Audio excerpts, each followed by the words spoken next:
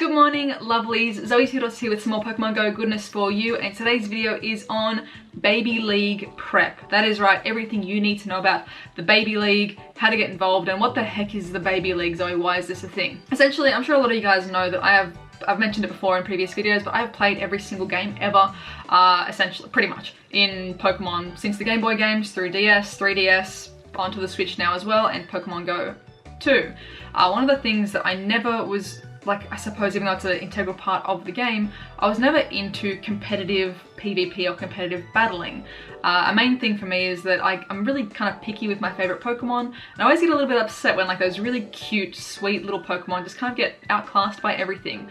It's not feasible for me to take my Togepi to the Elite Four and battle, but with PvP coming to Pokemon Go, and I suppose it works the same in like, you know, 1v1 on the 3DS and things like that. But for Pokemon Go, all these quick on-the-go battles that we're going to be having with PvP rollout, I wanted to make a Baby League, and you guys seemed really on board with it. It kind of started as a bit of a joke, just for a bit of fun, because my favorite Pokemon are generally baby Pokemon.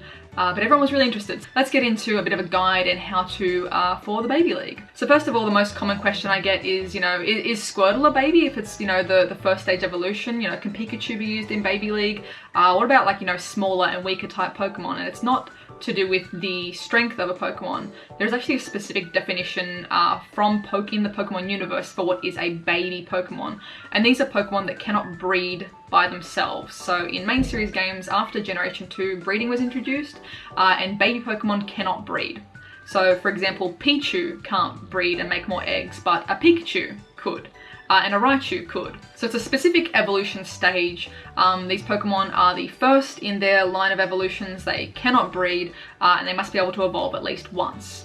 They also belong to the undiscovered egg group, which is an official egg group term if you've played the main series games. So at the moment in Pokemon Go, the following Pokemon are considered babies. You've got Togepi, Cleffa, Igglybuff, Magby, Wynaut, Elekid, Azurill, Tyrogue, Smoochum, Budew, Riolu is actually a baby Pokemon as well. And then the following Pokemon are baby Pokemon that aren't out yet, but they are in Gen 4, so hopefully these will be rolling out in the not too distant future. And they are Mantike, Chingling, Bonsly, Mime Jr., Happiny, and Munchlax. So quite a roster of baby Pokemon.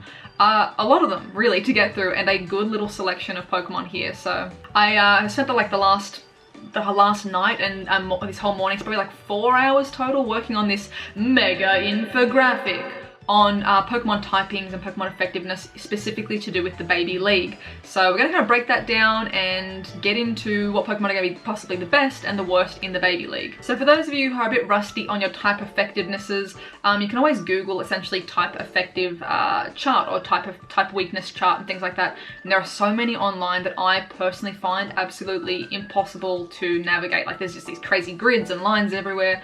And this particular one is my favorite. It's really, really simple in how it reads and how you can break down what you're understanding and digesting. So through the middle of the graph, through the middle strip, it will have, you know, the type that you're essentially looking for. If you go, what is my flying move strong against and what is my flying type weak against? You can go and find flying down the middle of the list, and pretty much what's coming at it, if you're reading from left to right, is that what is at the front of what you're reading essentially is these specific moves will be strong against flying, and then what's after flying is what flying is strong against. So it reads in like a really simple straight across line where it's broken down of like what it's weak to, what it is, what it's strong against.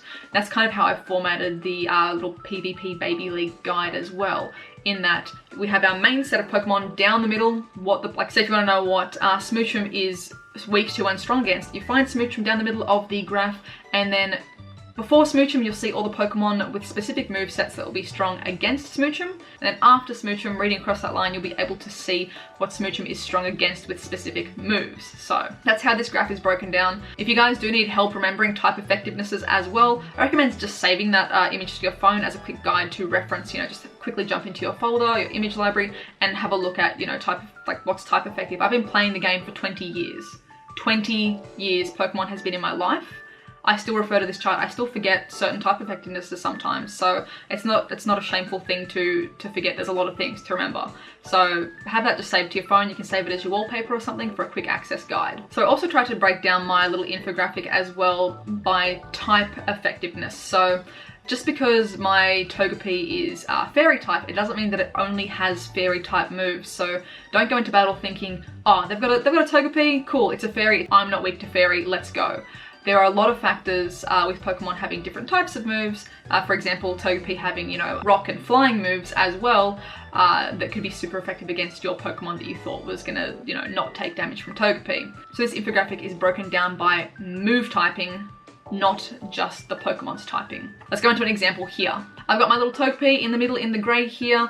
At the moment, the only Pokemon Togepi will be weak to is specifically Munchlax's poison move, Gunk Shot.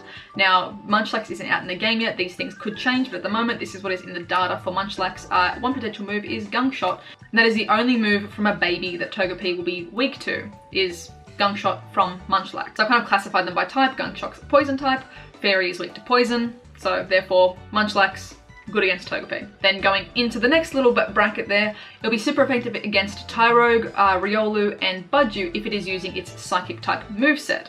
It'll be super effective against those same 3 Pokemon if it has its Flying type moveset. It'll be super effective against Magby, Mantike, and Smoochum if it's using a Rock type move, and it'll be super effective against Tyrogue if it's using a Fairy type move.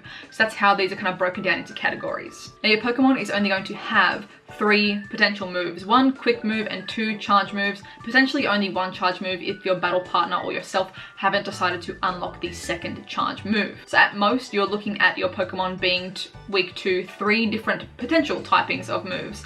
I would recommend diversifying your movesets on things. It does help for strategy, it does help for keeping things tactical. If you make your Pokemon, for example, just have all Psychic moves, so Psychic Quick and 2 Psychic Charge type moves, you're leaving a massive gap in things that you could be super effective against. The spread would be reduced to, you know, just these 3 Pokemon as opposed to having a bigger spread of effectiveness. So say for example for Togepi, if I had the Flying Quick type move Peck and the Psychic Charge type move, I'm only going to be super effective against these 3 Pokemon. Whereas if I diversify and maybe I went, oh, I'm going to have Flying and Rock, I can cover far more Pokemon that I'll be super effective against, either in the Quick or the Charge type moves. Now, whether or not this kind of balances out in that, you know, the quick move isn't effective enough to get enough damage out, or if you really want to be focusing only the charge move super effectiveness, we will discover as PvP rolls out and as we play it and as we test it. We might come to discover that, you know, quick type moves we can kind of ignore, maybe they're not going to be super beneficial, and we really want to focus on the charge moves. Or with these new mechanics where it's, you know, tapping to charge up particular moves, it might be more beneficial to focus on both sets of moves. We don't fully know yet, but this guide will have you covered for all the typings. Let's jump into another example here, and this one being for Riolu. As you can see, this little dude has got so many potential weaknesses, or so many potential Pokemon, if using specific movesets, will be super effective against Riolu. So Riolu is only going to have fighting and normal type moves, and normal type moves just do neutral damage. They're not super effective against anything. The fighting type moves, however, will be super effective against Bonsly, Happiny, and Munchlax, who aren't out yet. So in the current set, Riolu isn't really super effective against anyone else in the current available baby Pokemon, and it is going to be taking super effective damage from a whole host of Pokemon if they're using these particular moves. But, so say for example, my Togepi is versing Riolu, but my Togepi doesn't have Psychic or Flying, it's using a Rock Charge attack. That Rock Charge will not be super effective against Riolu, and actually, because of its typing, Riolu resists Rock. So I might have thought that I was, you know, going in great having this really diverse moveset on my Togepi, but for Rock type, it's just not going to cut it for Riolu. So even though it has got potentially this whole stack of things it is weak against, it is only going to be weak if the person has specifically selected those moves. You could get lucky, or you could know the person that you're battling and you know that they're really obsessed with fairy types, or they're really lazy with how they've set the moves on their Pokemon. They could just be thinking, oh, my Togepi's a fairy type, haha, it's going to get your Riolu there, but they haven't taken the time to really think about strategies and proper counter moves. They go in there with their rock move Togepi, you're resisting it as Riolu, and you can potentially get more damage off while they're giving you less damage overall. So it's a lot of factors to consider. It's really, really in-depth. But I just wanted to give you guys this guide, this little visual graphic to kind of just get started and know what you might be super effective against with your particular moves. So at the moment as well, I'm not going to get into the specific stats, like attack stats, defense stats of each Pokemon, because that is really not my wheelhouse. I'm not proficient in the maths side of PvP, essentially. I understand typings, I understand type effectiveness and resistances, but I really don't fully understand attack and defense stats and how that is going to play out in PvP, especially with new features coming out in PvP as well, such as the charge up attacks, like the tap to ultra charge and the shielding and things like that. So I'm just going to wait until it actually comes out, we can play it and test it and get a bit more information on it too. But at the moment, purely looking at typings and type coverages, we've essentially got 6 Pokemon that have no counter at the moment in terms of specific move typing. Those are going to be Togepi, Cleffa, Igglybuff, Azurill, Pichu, and Elekid. So at the moment, the Pokemon that will counter these guys, they're not out yet. So for the fairy types, that would be Munchlax with the poison type move. Munchlax not out in the game yet. And then for Pichu and Elekid, their weakness would be Bonsly or Munchlax, again, with a ground type move. Both of those Pokemon not out yet in the game. So at the moment, you've got a stack of 6 that essentially have no super effective weaknesses in the game. Except for our wild card challenges, and those are Togepi and Budgie that both can learn Hidden Ability. So Hidden Ability in the game essentially is a move that can be any type. You might have a Togepi with a fire type hidden power move, or a Togepi with a ground type hidden power move. That would then make that Togepi super effective with its fast move against, you know, Elekid or Pichu. This hidden power is going to be a really fun strat in the Baby League. Because these Pokemon are so, you know, low CP and things like that, being creative with your movesets is going to be critical. You could go into a matchup with Budgie. Look at how many things Budgie is weak to, potentially, with the right moveset. And you're going in with Budgie, your opponent's thinking, ha, absolute scrub, look at this fool going in with Budgie. I'm going to destroy with my fire type, my Magby, but your Budgie secretly has a water hidden power move. Totally destroy Magby potentially. Like depending, you know, how fast you can get these moves off and things, that could definitely be a really surprise turnaround for the game. That person thought that they were going to absolutely blow you out of the water, but with the hidden power moves, with these wild card moves essentially, you have got the potential to kind of just shift the game entirely and to be really sneaky with your counters. One sad thing though at the moment is that when you hatch a Pokemon with, when you get any Pokemon with a hidden power move, you cannot change the type of that hidden power move. So even though a hidden power move could be any typing, whichever one is given to it first is the one that it gets. So let me show you an example. Here we have my 100% Togepi, my absolute pride and joy, and it has the hidden power move that is a fire type. And if I just go, I'm happy to waste these just to show you guys the example. If I go fast TM on this one, I'll forget hidden power. Yes, cool, I learnt Peck. Let's go back to a hidden power move, fast TM on that one, hidden power fire. You will always relearn the same type of hidden power at the moment. I would really love if this changed in the future, because then we'd be able to, it'd be a massive spend to essentially re-roll all of those TMs to maybe get a particular type that you wanted, but that would be absolutely crazy to essentially get really interesting combinations. At the moment you are at the whim of whatever hidden power was, you know, bestowed upon your Pokemon at birth. So if I scroll through all of my Togepis here, you guys will be able to see different combinations though. So hidden power psychic on that one, hidden power poison, hidden power flying, hidden power dark, flying again, poison, all these different options that can be on Togepi. Hidden power rock there as well. So an incredible variety of hidden power types to surprise your enemy. Unfortunately, you will just be at the mercy of what happens to it when it's hatched. For example, let's check out my Budgie. I don't really know what is on my Budgie. So I've got 2 Budgies here, hidden power dark, and let's have a look. Hidden power fighting, that is wild. That's really specific. Could you imagine Budgie going head to head with like Munchlax or Happiny? That's cool. That's actually really cool. These moves are going to be our absolute wild cards, possibly your ace in the hole if you've got a really, really good combination of hidden power and then 2 different charge moves.